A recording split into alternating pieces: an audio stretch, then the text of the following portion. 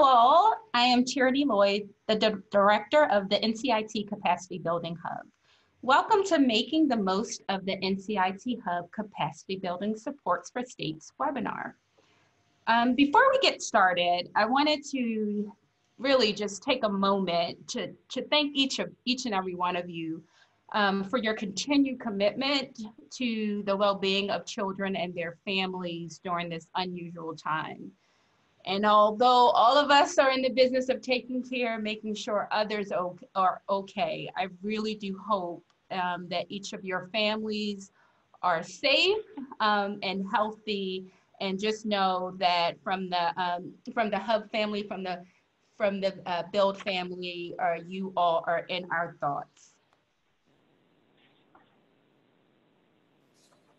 So there is a lot to discuss with you today. I'm going to go over our agenda pretty quickly.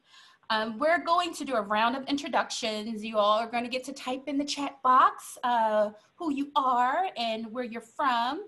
Then we're going to hear from Jerry Cobb. She's going to set the stage for us and give us an update on PCI and the work that they're doing. And then we're going to just jump right into the supports that the Hub provides and how you can access those supports. And then lastly, we're going to have some Spark presentations from three of our PCI states, Texas, Ohio, and Louisiana. So here you see listed all of the Hub leads and each state they support. So as I call out each of the Hub leads and their assigned states, I ask that if you are from that state, that you use your chat box to introduce yourself. You can just write your name. If you want, you can also put in your title if you like. And I ask the Hub leads as well to participate. And when I say your name and the states that you are supporting, that you too will type in the chat box. A warm welcome to everyone. Okay, so we're going to start with Gretchen Ames. Gretchen is not only a Hub lead, but she is also Hub staff, and she is responsible for providing support to Nevada and Washington. So can the prenatal to 3 leaders from Nevada and Washington type in a hello in their name in the chat box? And then we have Gina.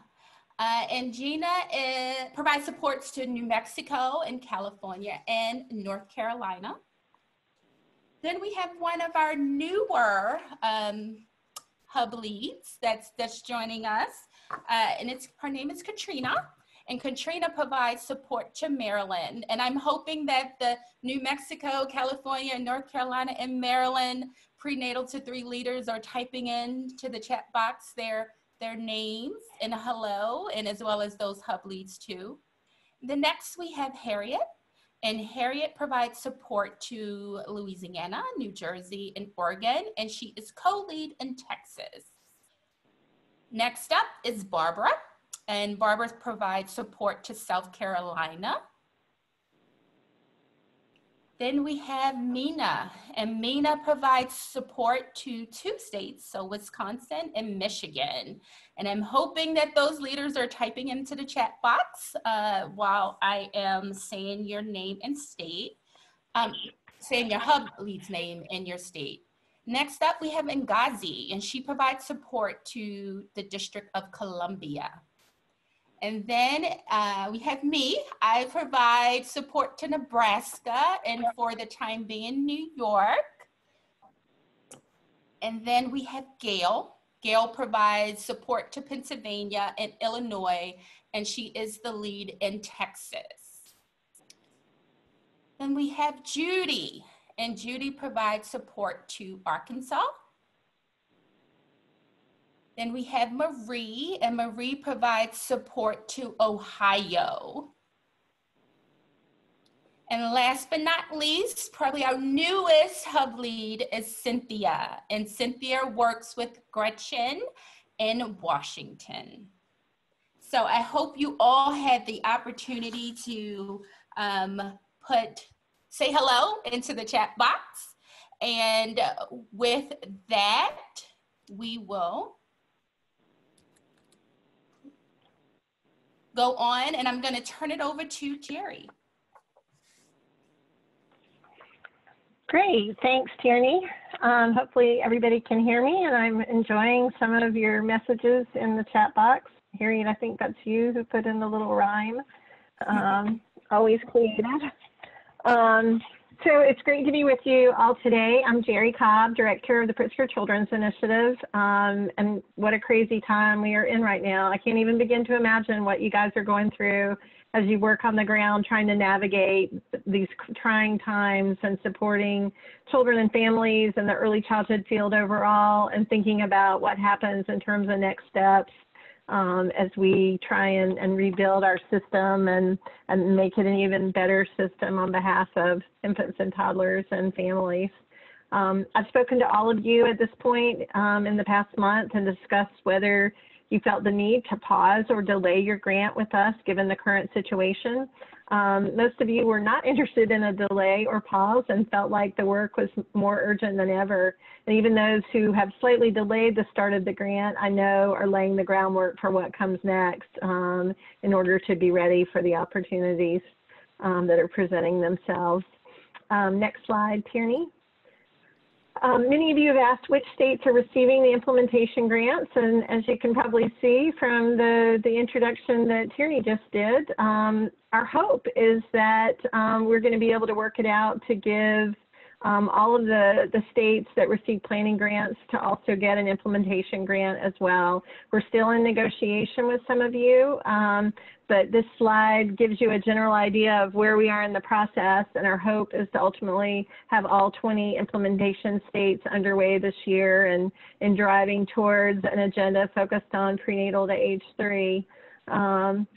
We're so impressed with all of the work that's going on all over the country, and want to be as supportive as possible. And so even for those who delayed a little bit the start of their grants, what we've emphasized is that the Capacity Building Hub support is available to you, all along, that we know you're continuing to do this work and want to support you in these final steps to get to the implementation grant.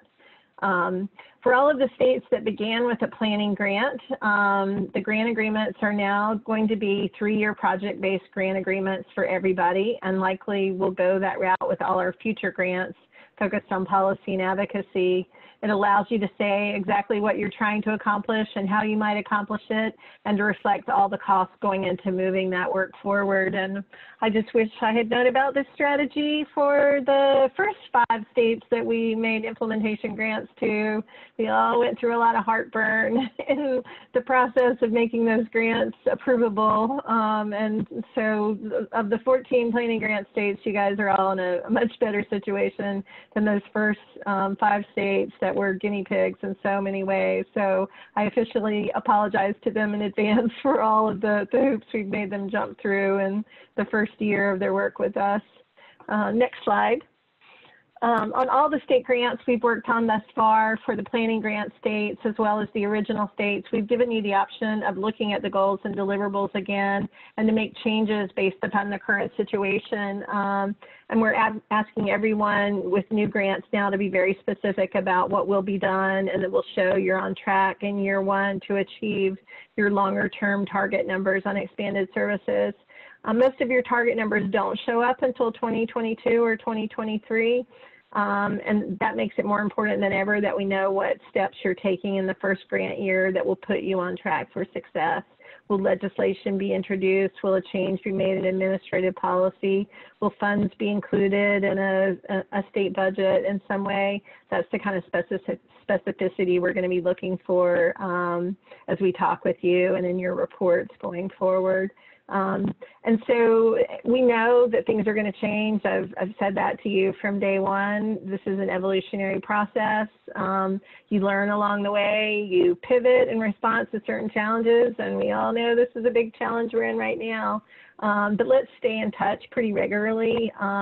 Talk to your PCI liaison and give them a heads up if you're going to need to make some changes in what you're proposing. We're not interested in kind of the day-to-day changes that we know are going to happen. It's more just the bigger changes and what you think you may need to change on based on some realities you're facing. So just, keep in touch as much as possible. And, the more we feel in the loop and connected with the work you're doing, the better we can be a support system to you as well. So if you're not clear who your PCI liaison is, here's the list. We're in the process of making some changes now to shift the work around a bit. And so some of the states that some of us previously worked with are changing. And to that end, I want to introduce virtually our newest staff member, Brenda Blassingame, who several of you have met through virtual calls with your states. She joined the team literally after we all went virtual. So we've not been in the office with her yet, but are looking forward to that time sometime. Whoever knows in the future, but she's going to be a fantastic resource, has worked at the local, state, and national level on, systems building work, early childhood systems building work, a great resource on equity as well, and is going to help inform our strategy in that regard. So we're excited to have her on board. Next slide. One of the questions I get asked often from you guys is about your baseline data. We're going to be sending you a template, and some of you have already gotten it, to capture your baseline data. Everybody submitted different formats and levels of baseline in your plans, so we're trying to make it as uniform as possible. It also gives you a chance in looking at this template to think again about your baseline data and determine what makes the most sense. We know that in some cases, what you might have thought was your baseline data to use last year is going to be very different in 2020. And so we're flexible on that. Let's just kind of talk and negotiate and see what makes sense. You want to be fairly consistent in your rationale on the baseline data you're going to use. So it's just something to think about. I wanted to go ahead and kind of put this out for you to be thinking about so that it's not something that you think about right when the report is due. You want to start thinking about it now. Obviously, it's not the #1 thing on your agenda right now. You've got more immediate pressing issues, but just kind of put it in your brains to think about. And if there's somebody in your coalitions that's particularly good on this, get them thinking about it sooner versus later. But pick a rationale for the way you want to go on this, and then let's think about that across everything you're doing and discuss what makes sense so that you're able to justify your approach, we're able to justify it on our side, and we connect all the dots together as much as possible. The key elements to focus on in your baseline data template when you get it, we have an other category, but that's just a placeholder. When we were trying to use national data to look at the breakdown of infants and toddlers by race, there's not great data on a national basis that looks at births to 3 and then breaks it down by race and ethnicity. And so what we were able to come to is still kind of an estimate, and it's broken down by white, Hispanic, African American, and other. Other is kind of a horrifying category. So I just put that out right up front and say that it's just there as a placeholder in your templates, and that you should add breakdowns based on what you're able to collect from your data sources. So reject our other category and replace it with what you think makes sense in your state and what you're able to collect data on. But just wanted to put that out up front. As I said, the baseline the baseline date on your data is up for negotiation, as I previously mentioned. So are you looking at baseline data that was last year or this year? But you'll see a date on the template I sent, but that can be flexible. So let's talk about it. The initial baseline report on your data is going to be due in your first 6-month report. We're trying to capture data annually, but when you report updates each year, it'll be dependent upon your baseline data start date. So something else to think about as well. Again, you know, this is not something you have to deal with immediately. You still have a lot of time, but just wanted to make sure it was on your radar screen sooner versus later. Next slide. This next slide kind of gives you the picture of our overall strategy, and we've shared it before, so it's probably not new. If I were redrawing this logic model, I'd put our state and community grantees at the center of everything, because you are where we are making the largest investment, and you are the focus of almost every other grant we're making as well. Our movement building partners you see in that strategy are focused on how to support your success. Our scaling and innovation partners will likely help you boost your target numbers if you're engaged in the programs we're scaling, like All Our Kin, Family Connect, Centering Pregnancy, and Help Me Grow.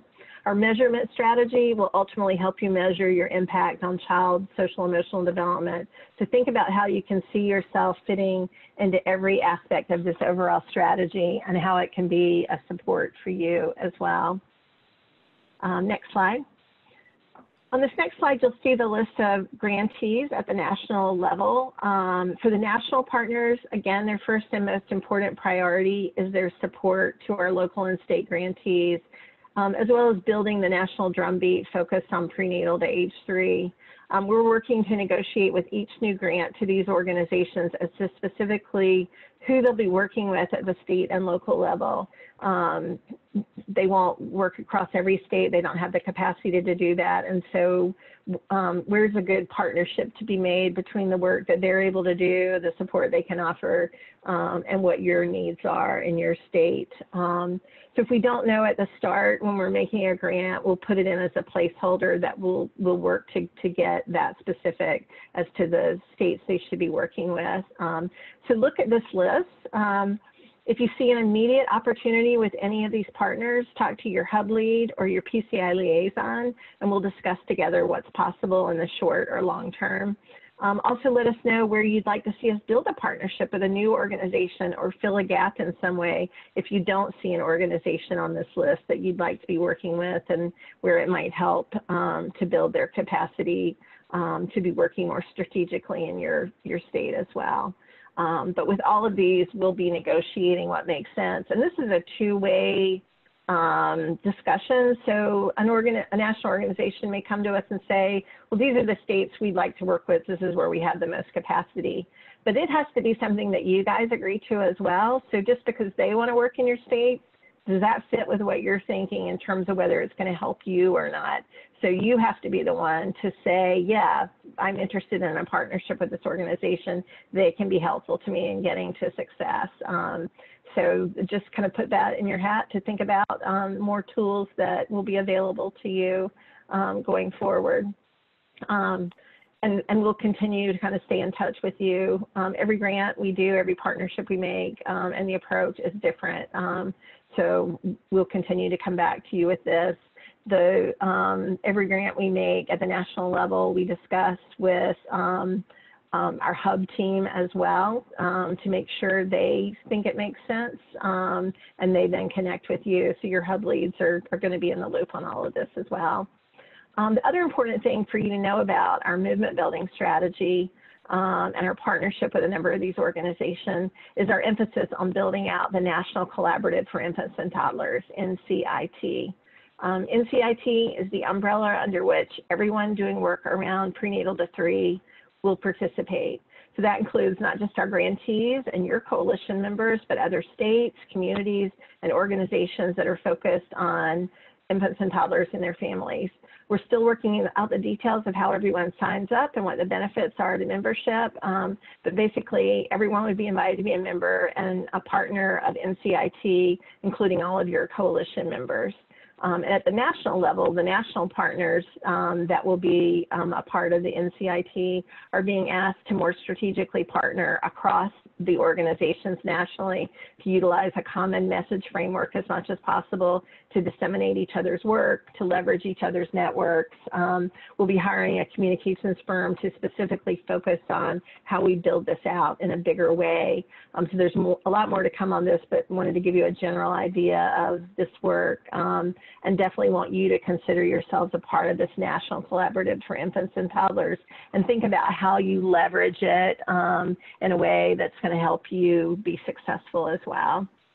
Next slide. We'll be making community innovation grants in June. Likely funding, approximately 5 to 10 of our community innovation finalists. So we're in the midst of doing virtual site visits right now for the 13 finalists. And that's been really interesting and exciting to hear what they're doing, particularly with the advent of COVID. We've done 7 virtual site visits for potential community grantees thus far, and they've gone really well. One of the site visits was with an existing community grantee who's familiar with our obsession with numbers and tracking them.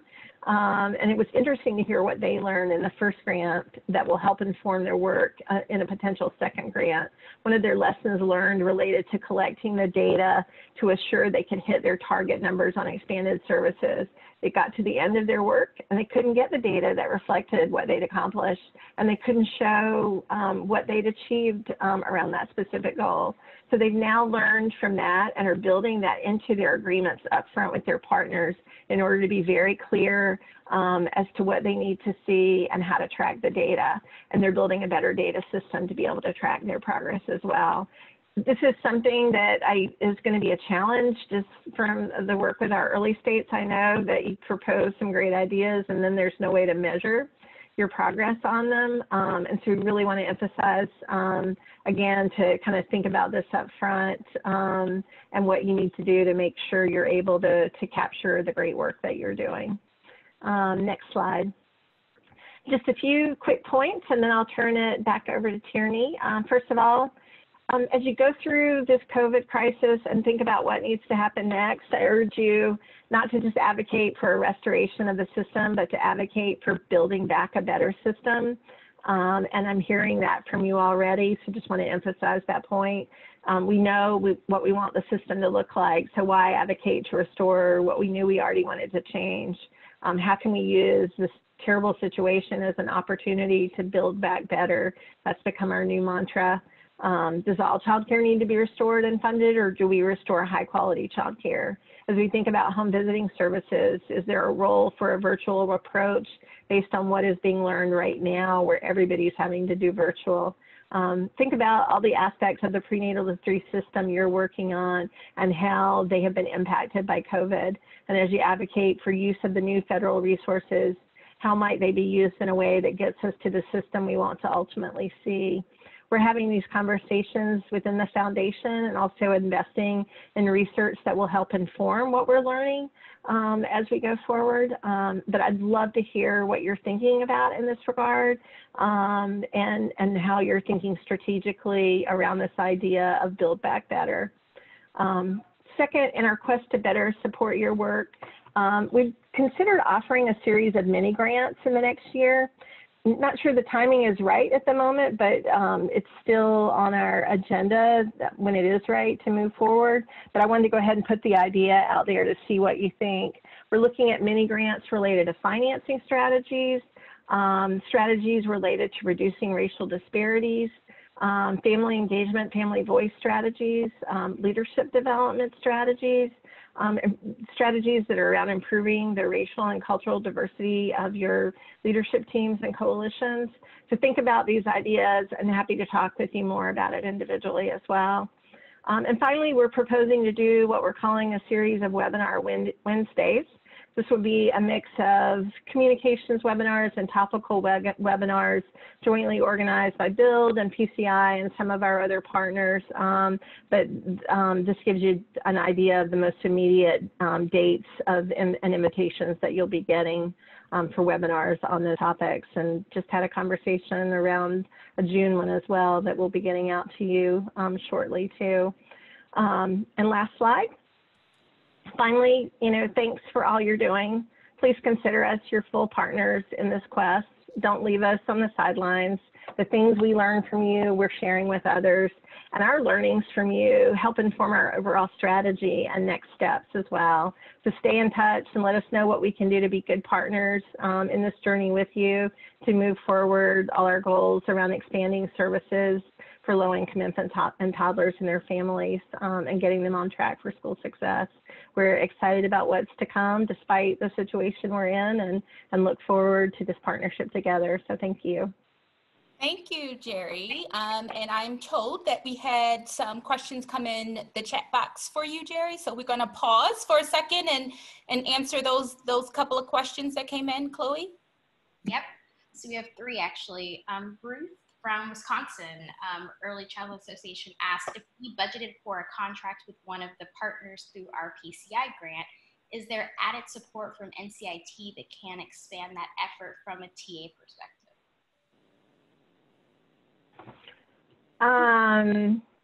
So I'm not sure I completely understand. I mean, there's a lot of support that we're placing with the Build initiative to support kind of the capacity building supports you guys need.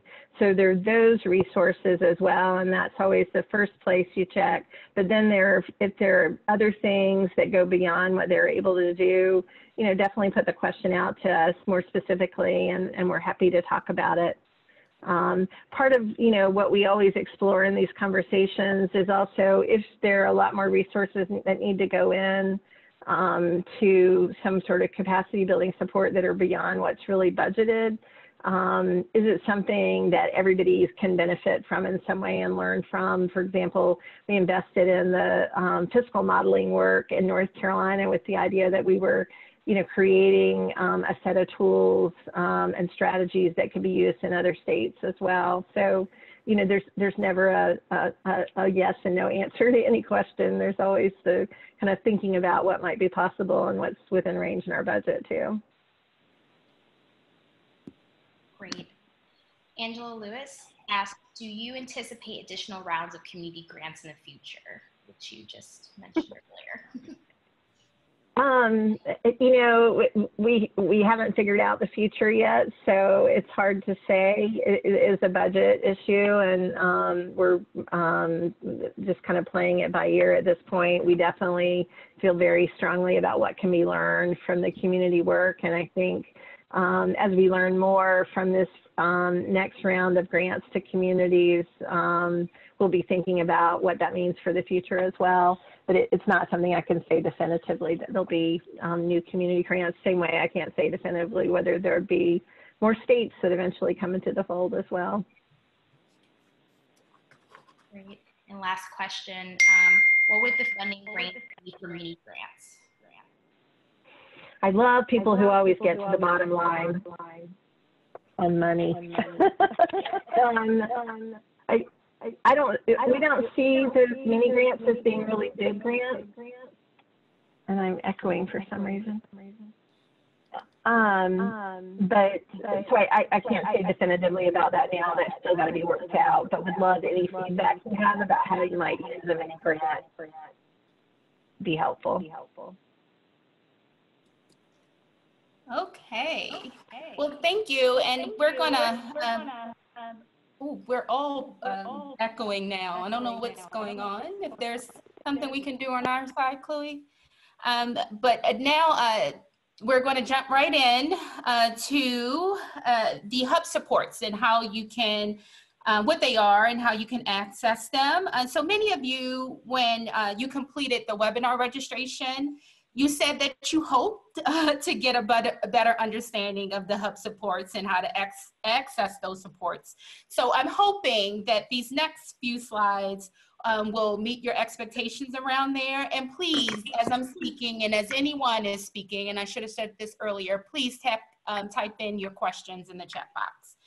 I want to start out with meeting that expectation of exactly what is the hub and the support by giving you our impact statement. And it's a lot of words, so I will not read it to you. It's on your screen. But I did want to just make sure that I said that all these words are what they actually boil down to is that the hub is here to support you. And the hub was really created to help you reach the goals you've each identified within your prenatal to 3 plans. So really that means the supports of the hub is mainly shaped by you. It's not by us. And all of our effort. So everything that we do we're doing it because we have a focus to meet your needs. So please know that if you don't take anything else away from this, is that, you know, the hub is here for the long haul. Jerry mentioned that everyone is switching over 3-year grants. We're here to partner with you in that 3-year journey.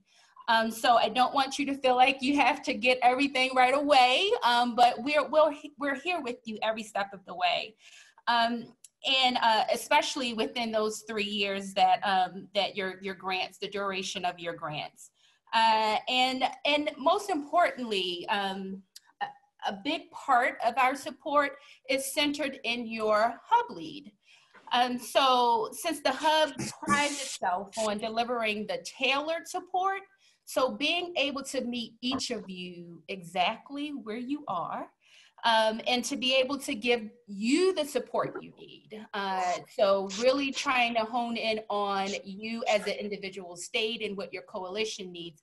So the way that we do that is to, you know, the way that we be responsive and that we are being appropriate in our approach is that we do assign individuals to each of you to work alongside you, to partner with you over these next 3 years. So let me take a little bit of time to tell you about the role of your hub lead, because we want you to have a very clear understanding. So the hub lead may show up in 3 different ways. They may show up as your content expert. So that means they may provide you with their expertise. You may have a hub lead that knows childcare like the back of her hand. So if that is something that one of your goals is around, then that hub lead will then turn into your subject matter expert. But then your hub lead may also show up as your content connector. And that means that there is no one person to know everything. But we do make it our business to know who does. So your hub lead could possibly show up within this 3-year period as your connector of other subject matter experts. And then lastly, we all show up, all of us show up as your capacity coordinator, AKA your TA coordinator. So anything that we're here to, first of all, help you identify where do you need support? And then secondly, once we identify that, we're here to help navigate it. So there was a question from Ruth about, you know, she has plans to make a grant to one of the organizations that Jerry mentioned in the movement bill. Let your hub lead know. That's exactly why we're there. We are there to help figure that all out for you. So as it goes with this project and with this grant, you should never feel alone. You should never feel like you have to figure out any of the aspects of your grant or how to figure out, Jerry also put up those baseline numbers that you should never feel like you or your coalition have to figure out any of this alone, because we are there to actually help you with that. And to also coordinate that. So if you did see some folks on that slide that Jerry put up that you wanted to connect with, let your hub lead know. If you're already connecting with some of those folks, let your hub lead know. Any aspect of this work, I can't stress that enough, any aspect of this work, your hub lead should be there to help you coordinate it, how it all plays out. Okay. So one thing, I would hope you all would take advantage of your hub lead, but I must say that, you know, this is the hub support is voluntary. You do not have to take advantage of us. We sure hope you do, but you do not. It is optional. But to make it super attractive, I've put up some things that you'll get if you do decide to partner with your Hub lead. So right off the bat, the 24 days of individualized consultation, and that 24 days, I know that's an area where some of you have specifically asked, what does that mean? So approximately 192 hours for all of you out there that would like to keep track. And that's a calendar year. So beginning for whenever you start your work, and one of the things Jerry mentioned too, that even if you delayed your grant, that does not mean you have to delay the support from your Hub lead. So even for those that are starting in August, you are more than welcome to reach out to your Hub lead now, and to also take advantage of any supports that the Hub puts out for you. So please don't feel like you have to wait until you sign on the dotted line to receive support. But for starting now for the remainder of the calendar year, you get 192 hours of personalized, individualized support from your Hub lead. Don't take it all in 1 month. Spread it out over the calendar year, but we definitely wanted to be transparent about how many hours we have allocated to each of you. And also, you know, when you are thinking of how to connect with your Hub lead and provide them updates every month, it does not necessarily have to be just you as the one person as the grant lead. We want you to be able to get your whole coalition support. So be strategic about how you call and you pull your Hub lead into those conversations. If you have a coalition prenatal to 3 meeting already scheduled and you all will be talking about updates and what you're doing, bring your Hub lead in. To be able to listen in and provide support in that way as well. So another benefit is that, you know, when and if we get to travel again, you will have an on-site visit. So you are, you can have an on-site, a 1 yearly on-site visit. You are entitled to that from your Hub lead, so they can work with you in person. And then the new thing that we're doing is that since you all are going into these project-based grants, the goals of those grants are pretty clear. So we are going to do TA plans with each of you. So we will do a TA plan that addresses each and every one of the impact goals that you have identified as part of your grant agreement. And then last but not least, if we do have our annual grantees meeting, you get to have your Hub lead in person in that setting as well. So other group supports, because I mentioned to you all the individualized way that we take care of you, I also wanted you to know that you're not joining as individual states, but, well, you are joining as individual states, but now you're part of a family. So I did want to stress that we're all in this together. So we're going to do our best with your help. We're going to do our best to connect you all, to help you to get to know each other.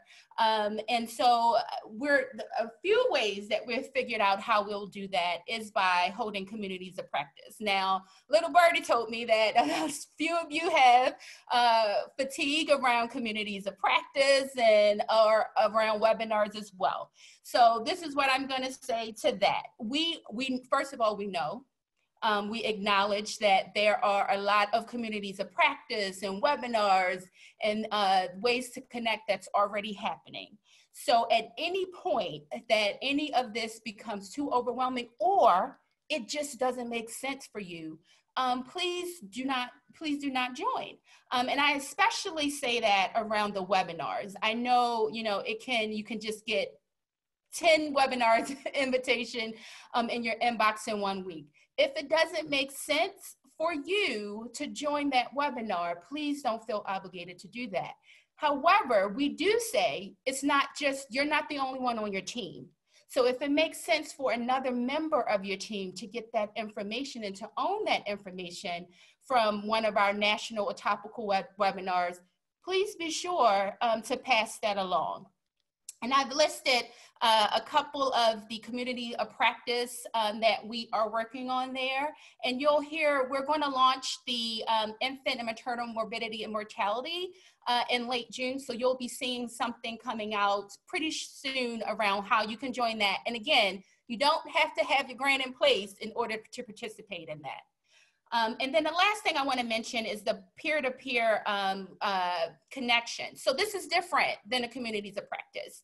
These may come up from time to time, and it just may be 1 or 2 times that you connect with another state around a subject. For instance, today we're going to connect around COVID responses. So that will fall into that bucket. It may not necessarily negate or require a full communities of practice that is ongoing.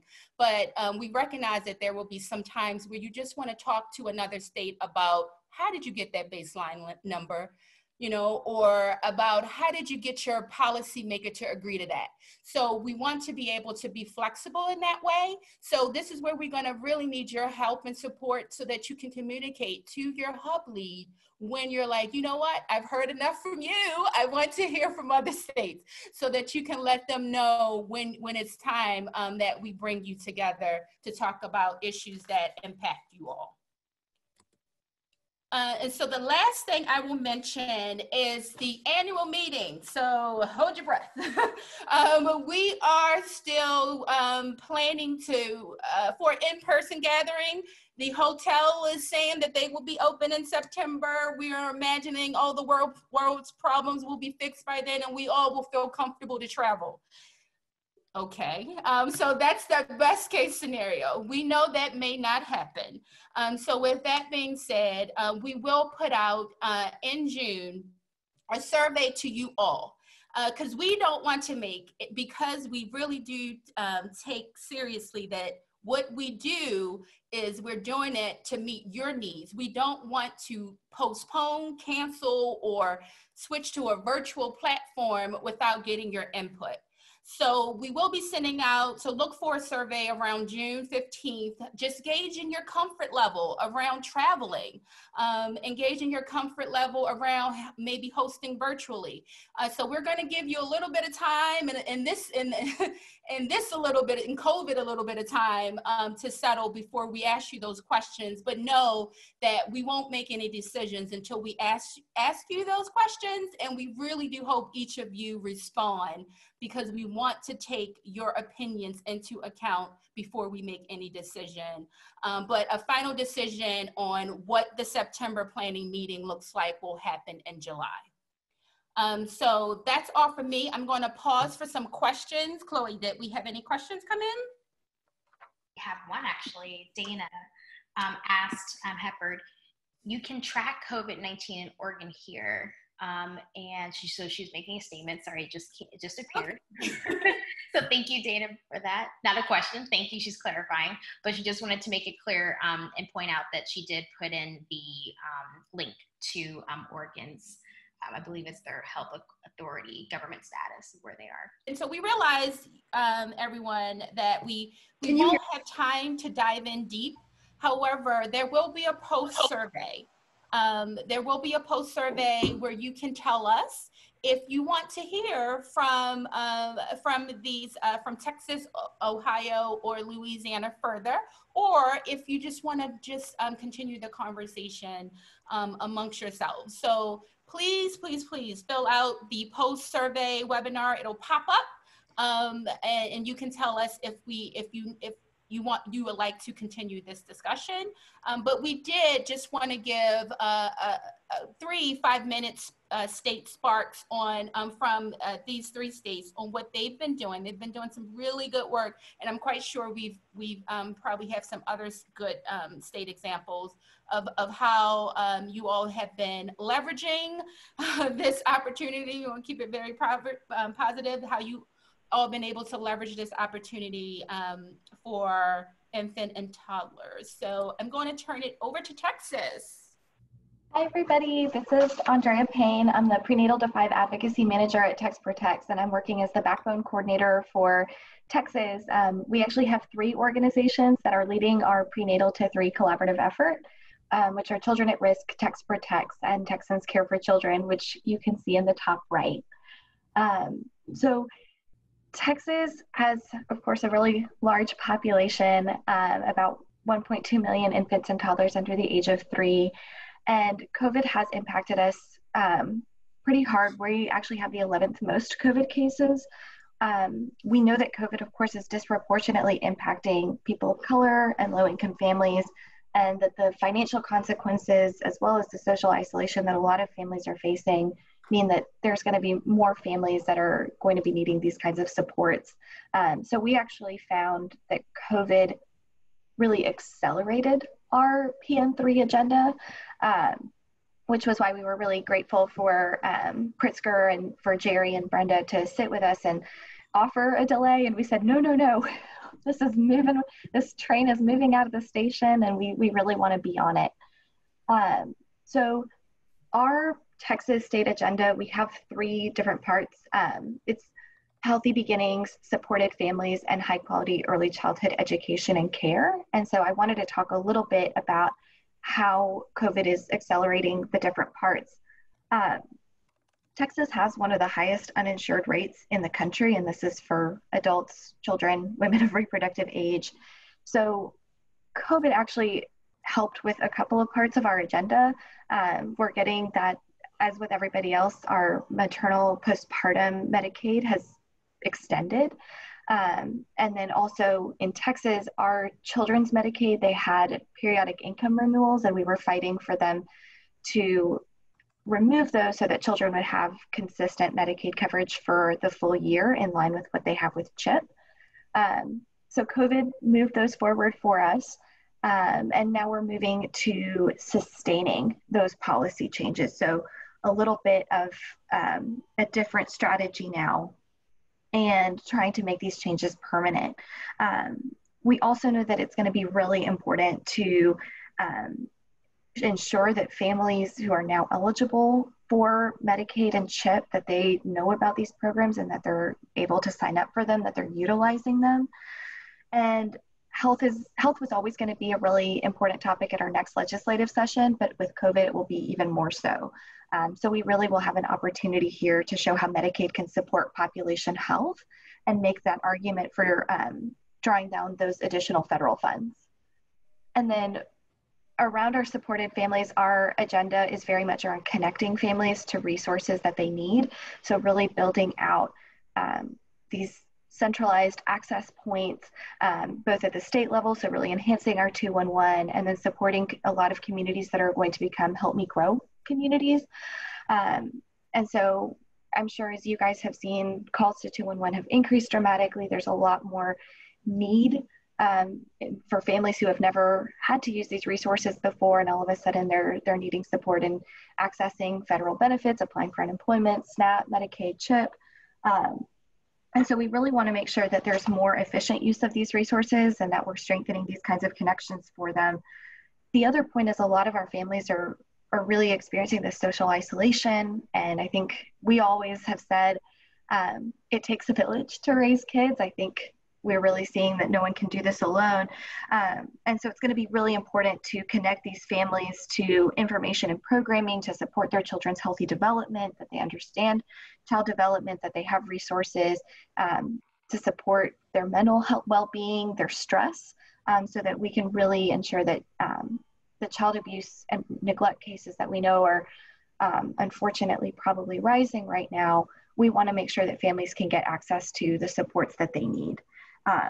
We know that budget cuts are coming, so it's going to be really, really critical to make the case for prevention. And of course, in one way that we were helped was we were really looking at enhancing virtual capacity to reach some of these hard to access families, particularly in rural areas.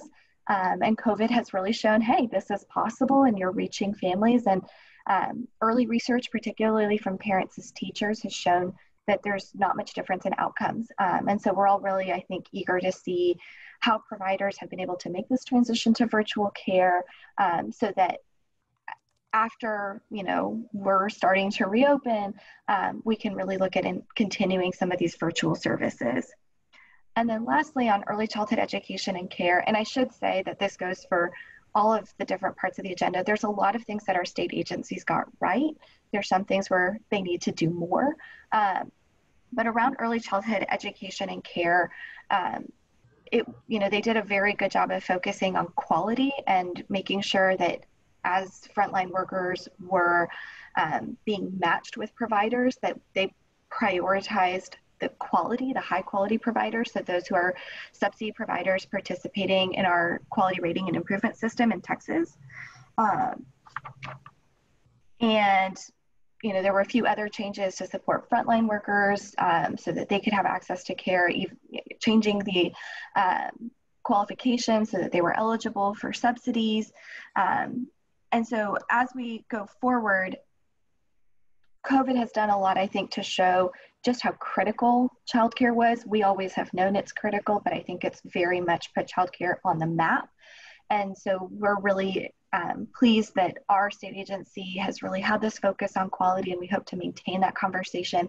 As Jerry said, bring back but better.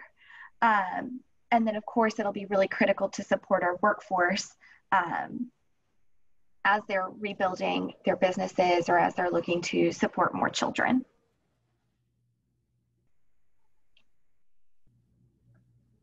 Okay, thank you so much. We're going to go into Louisiana. Good afternoon. Please, I'm sorry, just before Libby gets started, please, if you have questions, be sure to type them in the chat box. I'm sorry, Libby, your show, your floor. Okay. Hi, I'm Libby Sonia Netto. I'm the Executive Director at the Louisiana Policy Institute for Children. And you'll see from our slide that we have the Louisiana Department of Education and the Department of Health co-leading our Pritzker implementation grant with us.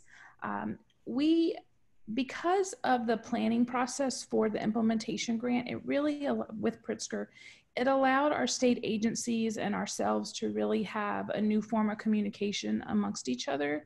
And so that really, when COVID-19 came into place, that deliberate communication between the two agencies and our Policy Institute made it very strong, which we were really appreciative of. Additionally, at the Policy Institute, our governor announced on the 13th of March that schools would be closed. And so we immediately started planning to do a survey on the impact of COVID-19 on Louisiana early care and education providers. And that really helped us provide data and research, which is what we primarily do, to inform the state agencies. And then they use the results from our initial survey to inform the CARES Act allocation with the CCDBG funds, so much so that the grant-making opportunities that the Louisiana Department of Education is doing to centers, they're doing it through the quality improvement system that we have and with our high-quality centers. And as well as at no point, even when ratios were being shifted around, thinking that you would have more children in a center because of need, at no point did our Department of Ed ever compromise the infant-toddler ratios. And I really think that because of the partnership, that really helped a great deal. And then what we just completed now and have shared out is we did cost modeling, really looking at social distancing guidelines and how that will impact early care and education ratios because of the Louisiana Department of Health's guidelines that have moved forward as well. And so that conversation has helped us go back and forth to be able to understand what the economic impact will be on early care and education. As was mentioned in Texas, there's just been so many things that have gone on because of COVID, but the real piece of this that we have seen is that the access of early care and education, what we're hearing from our business community is that it is part of the economic recovery. And so one of the things that we have also done is with our coalition is work towards getting a executive order for a task force on early care and education to include workforce, economic development, Department of Health, child protection, as well as centers, health experts, and so on, to really look at early care and education, thinking about early childhood as a multi-pronged approach of how we serve children. to make sure that we're going to meet the need, because as Jerry said earlier, we really want to build a system that's better. And in Louisiana, we've been through other basically catastrophes with hurricanes and floods. And so what we've learned from those experiences have been, you really need to be planful in your approach and not to just do something off the cuff. And so we're really hopeful that this task force, if the governor moves forward, which we're being told he will help us to put a strategic plan in place for our state of how we really think about children birth to 3 over multiple agencies to make sure that they're growing and they're changing and they're healthy over time. Thank you. Thank you. So up next, I'm going to stop sharing my screen so that Ohio can share their screen. Good afternoon, everyone. I'm Lynanne Gutierrez. I'm the Policy Director and Legal Counsel at Groundwork, Ohio. I'm an extrovert, so even if I don't know you, I miss you. And it's good to hear from everybody. I put our COVID-specific website and our Prenatal Through 3 campaign website, readysetsoaroh.org, just for your reference there. I have captured kind of what I want to share for this spark in the mantra, doing the next right thing, which has been our organizational mantra over the past couple of months for 2 primary reasons. One is I think we've been, especially in the beginning, functioning hourly and daily about what our next action should be and being able to then identify it and implement it. And 2, the mantra I think is really important for us because the devastation for children and families seems so overwhelming that it's a reminder to us to not be paralyzed by that and to really, again, like take that next right action to serve kids. So I have kind of an 8-point advocacy to-do list to advance needs of young children in under this mantra of doing the next right thing during COVID. So feel free to just start muting me when my time is up. So the first thing that was immediately apparent to us is how important our relationships are and the need to deepen our powerful partnerships that we already have or we're working on with our coalition prior to the pandemic.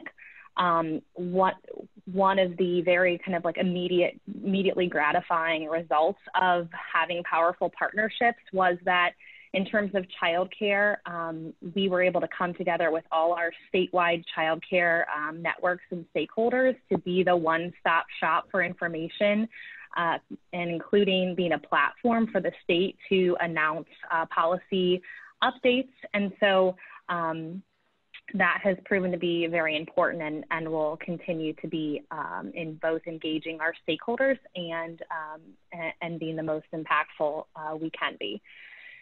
The second is, for us continuing to be that trusted source of information. I think those partnerships obviously speak to the value or the trust that your organization has.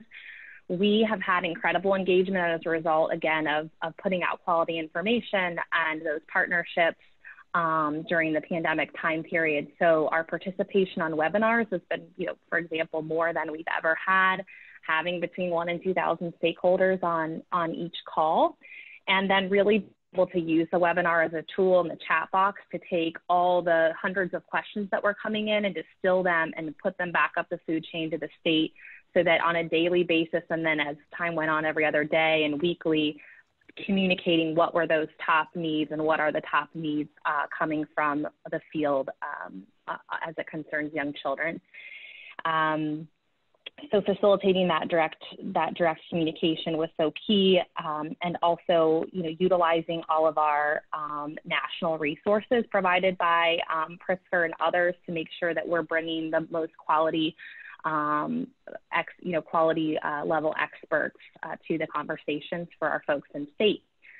Continuing with the trusted source for information, we've done a lot of additional targeted newsletter communications that are getting more attention than ever with a really captive audience. We've built out our website to be responsive to COVID, certainly, and you can see the traffic and the way that folks are using it. We're getting lots of utilization both by professional organizations and even state agency as far as being a trusted source for information there.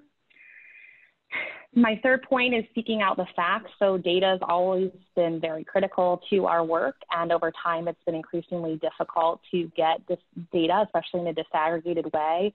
We're really proud of some of our baseline data that we had gotten pre-pandemic, but man, if we don't have the data to be able to make the type of very timely responses we needed to in the past couple months, if you can't get it from the state, you got to find it yourself.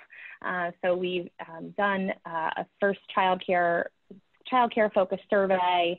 We are discussing kind of a phase 2 of that, and also how to deploy a professional consultant in doing a statistically significant survey of parents to influence policy in the future.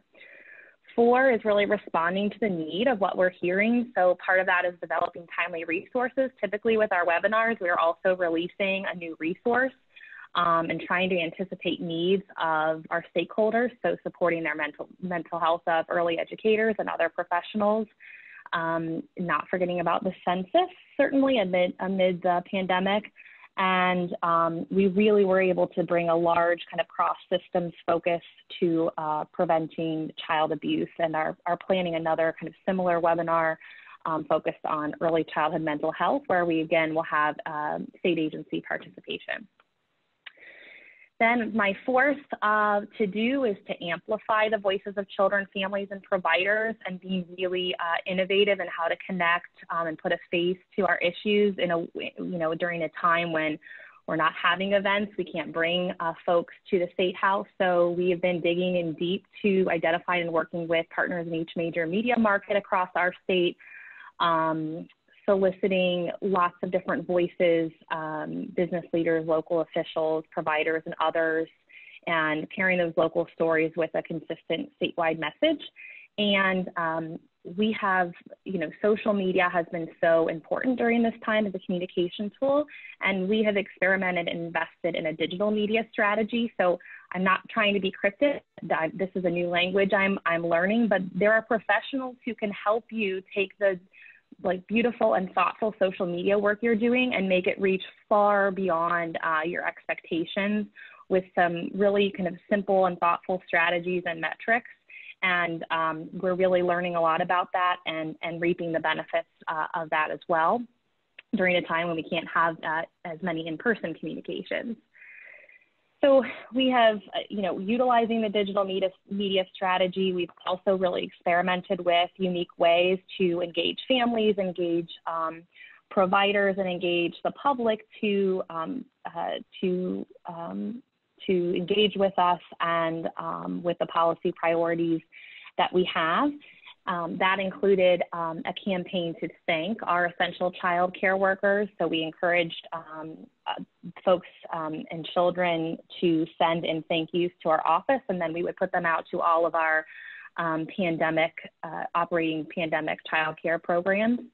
So that's been a really fun way to keep people engaged and the issue front and center. We coupled that with a video, again, having the resources and the planning from Pritzker and through our prenatal to 3 work. We were able to act really quickly with a trusted consultant to put out a really high quality video around childcare as essential workers, supporting the essential workforce. I'd invite you to view that.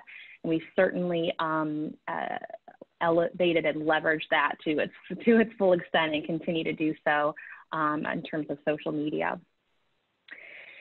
My 6th tip, I think, is probably one of the most important, and that is standing by your principles. So we certainly haven't deviated from our kind of mission-driven response to COVID, but we took some time in the past couple of weeks to really reflect how our principles would be reflected through this COVID lens. And so when we send communications, when we make specific policy recommendations around our policy buckets and priorities through our prenatal through 3 campaign and otherwise, these are the expectations that our stakeholders and our policy makers can hold us to, and how we will be filtering information. So that has been really important to us. And of course, supporting strong policies and investments. Earlier this week, we also released this, this really thorough list of childcare recommendations where you can really see our guiding principles in action, and how we've taken everything we've learned from the engagement we've had over the past couple of months to lay out our priorities and expectations for recovery and rebuilding, in this case of the childcare system. My last tip is self-care for your organization. There's lots of discussion about self-care for you as an individual, but it really occurred to us as we're talking with staff, you know, I'm sure that many of you sometimes feel hopeless, like what can I possibly do from my living room while I'm caring for my toddler, and no one can see me. And I think while that is somewhat true many times pre-pandemic, people can't always see kind of the importance of advocacy, and they can't see how it works, and especially taking out those events and those face-to-face interactions. And so for that, as a self-care measure for your organization, I think one thing that's been really helpful, we're working on and going to be releasing a COVID impact report, which is a really helpful way to remind your stakeholders, your trusted stakeholders, that they know that you have their back, but you also need to show them, and also show your funders what you're doing and how you're responding in a different way. And so that impact report and the metrics and of what we've been able to accomplish both surprise us in reflecting on what the past 2 months have looked like and how much we were able to accomplish, and also is a good reminder that as we're out there trying to save systems and programs and industries, that we have to continue to be a good advocate for ourselves as well. So with that, I will end. You certainly can learn more from us and anybody on our team about anything that I've mentioned. Happy to answer questions. Thank you. Well, thank all of you for your willingness to share with us all.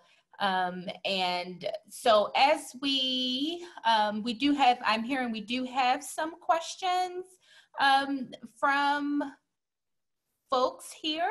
So we will, Chloe, do you want to ask those questions? And then if you would like to, so everyone is muted, and everyone is muted because it's 40 people, and I know there are probably a lot of background noise that's happening. So if you do want to be unmuted to ask your question out loud, please raise your hand and we can certainly unmute you as well. I just don't want to unmute everyone and then we can't hear the conversation.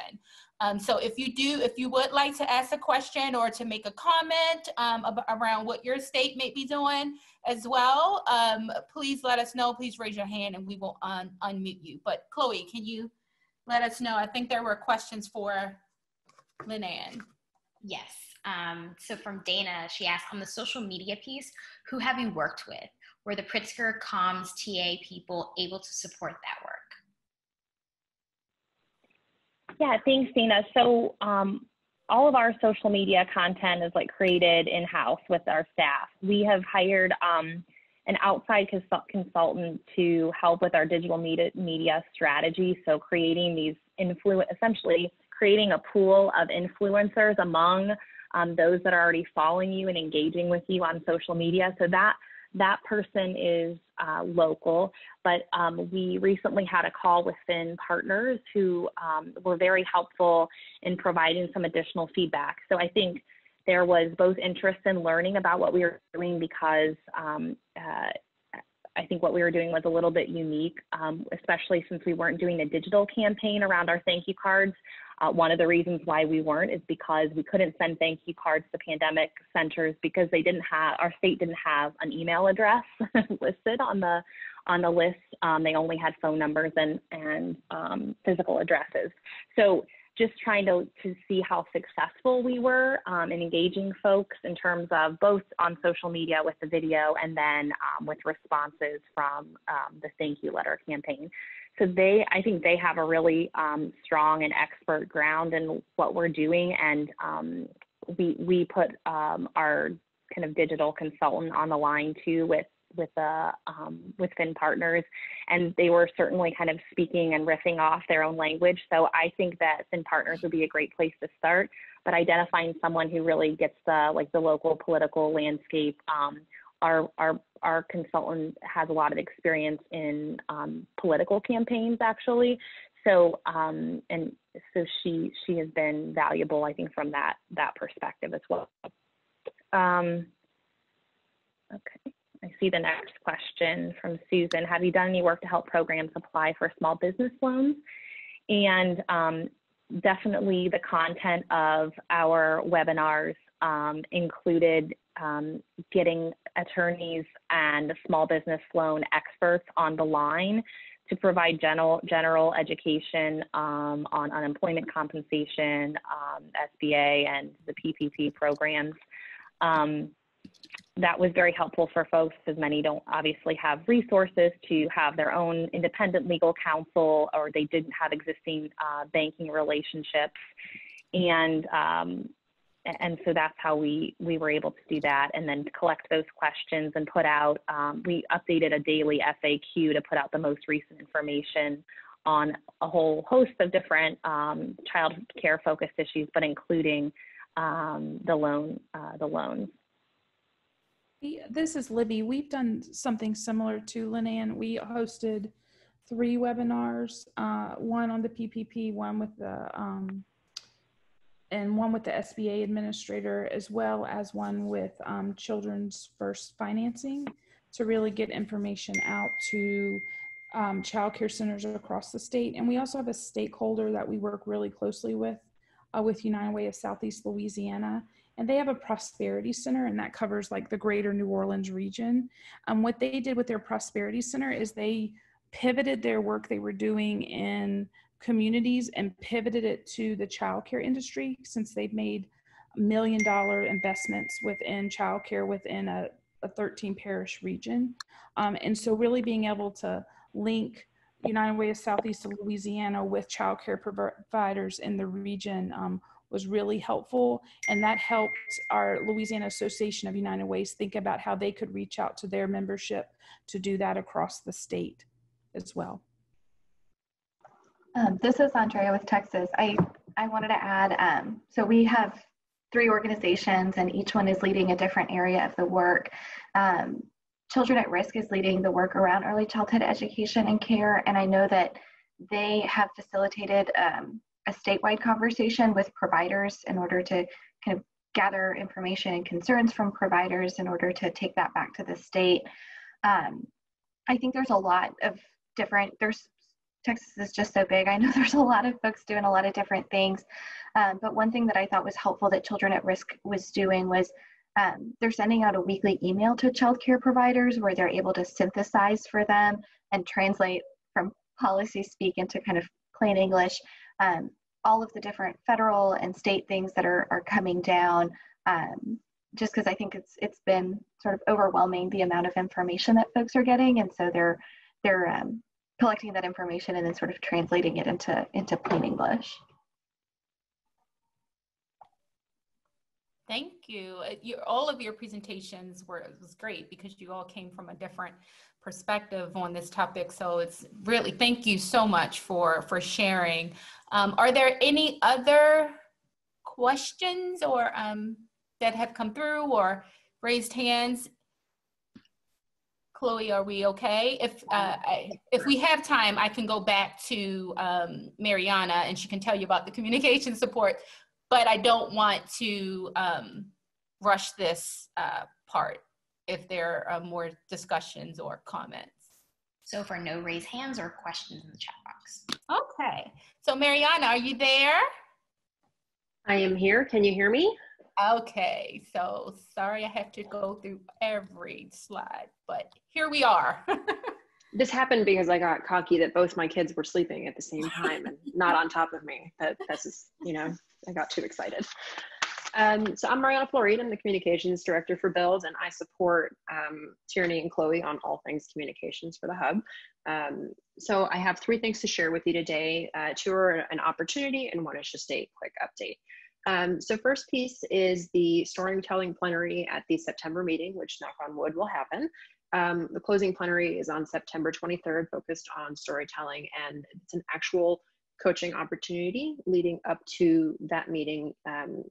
Anybody who chooses to participate in this, 2 state leads and 2 community leads will have the opportunity to participate. Anybody who goes through this process will get 3 one-on-one training sessions with the Goodman Center to develop an effective story to deliver up on stage on the closing plenary day.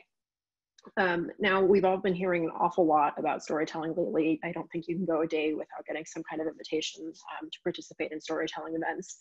And more often than not, this is the kind of thing that's relegated to the communications team. And if you're lucky to have a communications team, it does kind of end up there.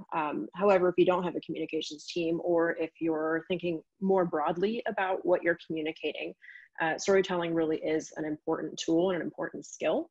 And so we would really be looking at storytelling as an opportunity to give some humanity to your work that can feel often bureaucratic or siloed, and we can bring data to life through storytelling.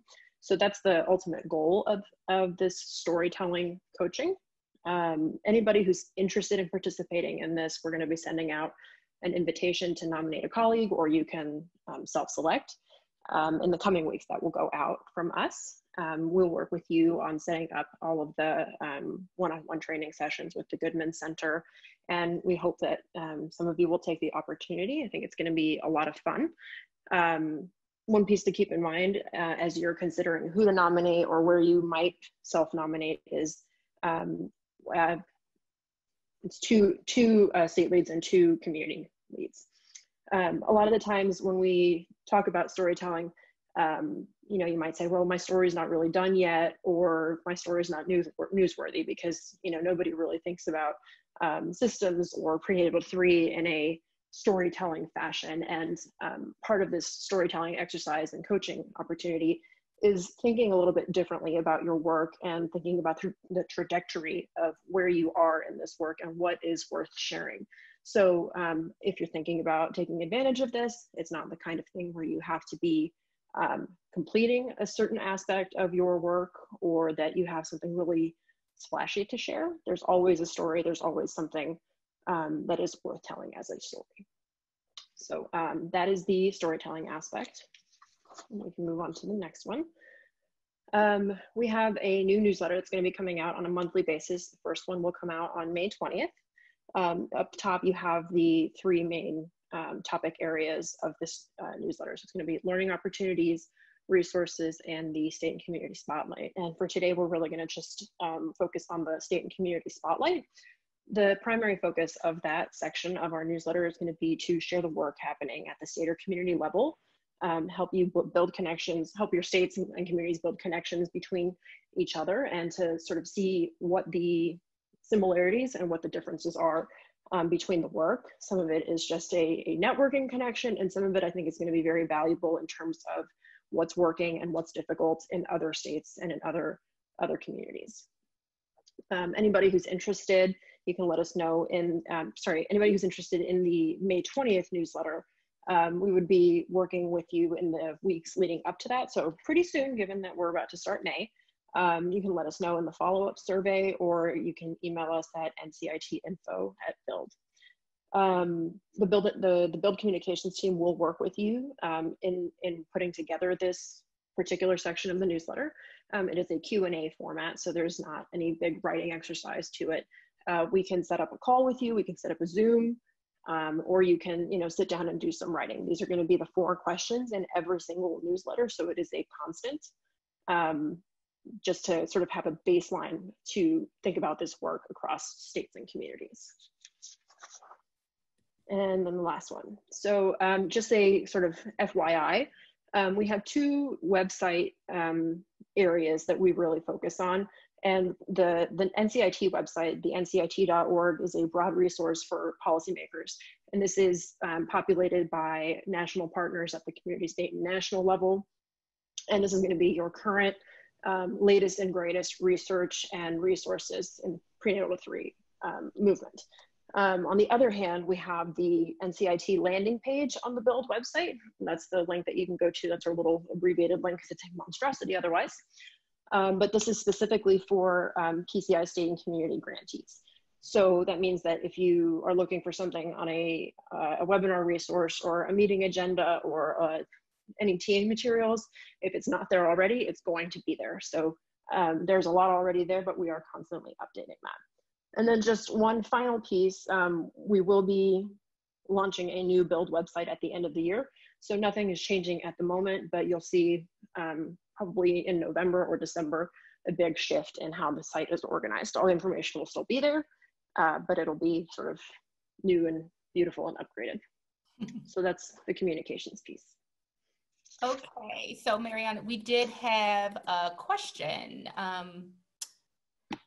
for you. Chloe? Yep. She asked in regards to the storytelling opportunity during the September meeting, did you say one person or, sorry, did you say one person per state or two? Two, it'll be two. Perfect. And actually, let me clarify that. It'll be two for the entire state grantee group. Is the question who would be involved in the coaching if the state was selected, or is the question how many states would be selected? Because those are two different questions. Let me see if I can. Or I can sort of I was going to say, if you could just answer both of them. Yeah. So it'll be up on stage. We're going to have two states and two communities. So it'll be one person at a time telling their story. There will be 4 total stories told. So we're not actually going on a state basis or on a community basis so much as we will have 2 states represented and 2 communities represented. Did I answer that in a less complicated way? I think we had another question come in. Did we have another question? No, it's just me responding. Oh, okay. Yeah. Like, clarify all things. So she appreciates your. Okay, perfect. So this concludes our webinar today. I just want to say thank you all. And just to leave you with some concluding thoughts, that if you heard nothing else, I hope that you definitely got a feel that you are part of a family. And that the hub is only as good as you tell us to be.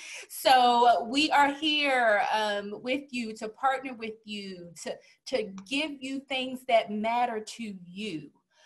So if things don't make sense, or you want a little bit more of this and a lot less of that, let us know.